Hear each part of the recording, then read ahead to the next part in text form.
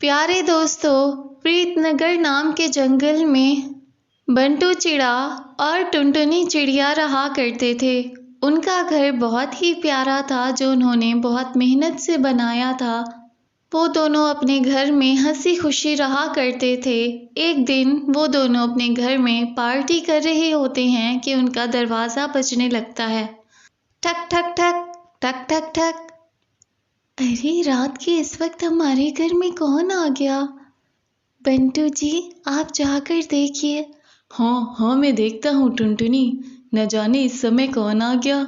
बंटू चिड़ा जो ही दरवाज़ा खोलता है तो देखता है बाहर कोई भी नहीं। अरे, बाहर तो कोई भी नहीं है, फिर ये दरवाज़ा किसने बजाया? वो वापस टुनटुनी चिड़िया के पास आता है।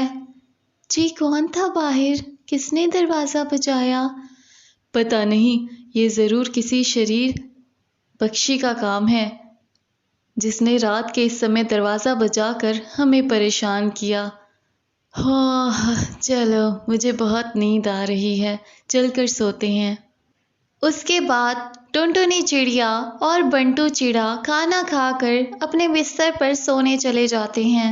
जो ही उन दोनों को नींद आती है तो एक भयानक चुड़ैल आत्मा की शक्ल में उनके बिस्तर पर आती है और टुनटुनी चिड़िया के साथ सो जाती है। बंटू चिड़े का हाथ जो ही टुनटुनी चिड़िया को लगता है वो उससे कहता है, अरे टुनटुनी, तुम्हारा शरीर इतना सख्त और मोटा क्यों हो गया है? तुम बहुत भारी मोटी हो गई हो, तुम अपना ज़रा भी ध्यान नहीं रखती। लेकिन जो ही बंटी चिड़े की आंख खुलती है तो वो देखता है कि उसके सामने एक भयानक चुड़ैल है। वो फौरन खड़ा हो जाता है। अरे अरे, कौन हो तुम और यहाँ मेरी पत्नी के पास क्या कर रही हो? बंटू चिड़े की ये बात सुनकर टुनटुनी उठने लगती है। तभी अचानक वो भूतिया चुड़ैल वहां से गायब हो जाती है। अरे, क्या है? आप क्यों उठ गए? आपको क्या हुआ? अरे टुनटुनी, यहाँ अभी एक भूतिया चुड़ैल थी, मैंने अपनी आंखों से देखा। अरे, आप कैसी बातें कर रही हैं? इस घर में हमारे अलावा कोई नहीं रहता।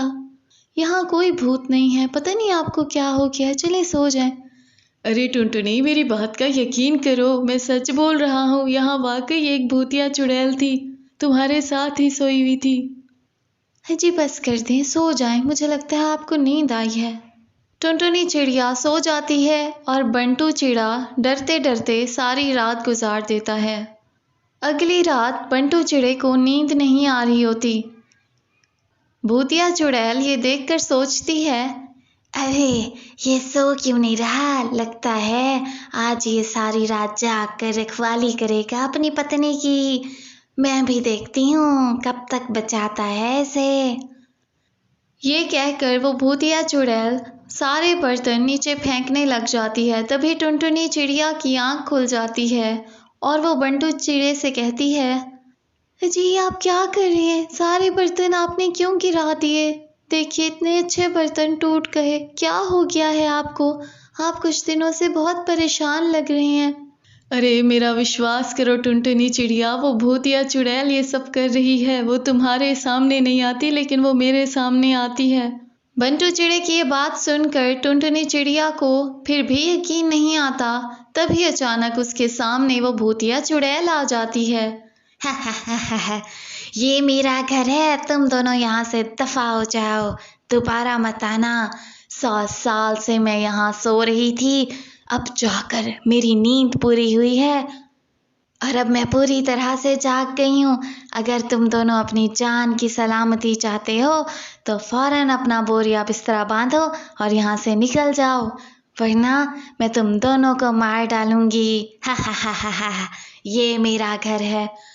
अरे, ये तुम्हारा घर नहीं है, ये घर तो हमने बहुत मेहनत से बनाया था। हमें ये घर बहुत प्यारा है, हम ये घर छोड़कर कहाँ जाएंगे? भूतिया चुड़ैल उन दोनों बेचारों को बाहर निकाल देती है और उनका सारा सामान भी बाहर फेंक देती है। दोनों अपने घर के सामने बैठे रो रहे होते हैं कि उनके सारे हमसाए रोने की आवाज़ सुनकर उनके पास आ जाते हैं। तभी सुंदरी कवि उनसे कहती है, क्या बात है, तुम दोनों अपना घर छोड़कर यहाँ क्यों बैठे हो और अपना सारा घर का सामान भी बाहर रख दिया? क्या बात है, कहीं और शिफ्ट हो रहे हो क्या? अरे नहीं सुंदरी बहन, इस घर में एक भूतिया चुड़ैल रहती है, उसी ने हम दोनों को बाहर निकाल दिया है। वो ये कहती है कि ये घर उसका है। अब हम क्या करें? तभी उन सारे पक्षियों के दिमाग में एक आइडिया आता है। वो फौरन आग जलाते हैं और उस पूरे पेड़ को आग लगा देते हैं, जिससे वो भूतिया चुड़ैल भी वहीं जलकर राख हो जाती है। और इस तरह जंगल के सभी पक्षी उस भूतिया चुड़ैल से हमेशा हमेशा के लिए महफूज हो जाते हैं।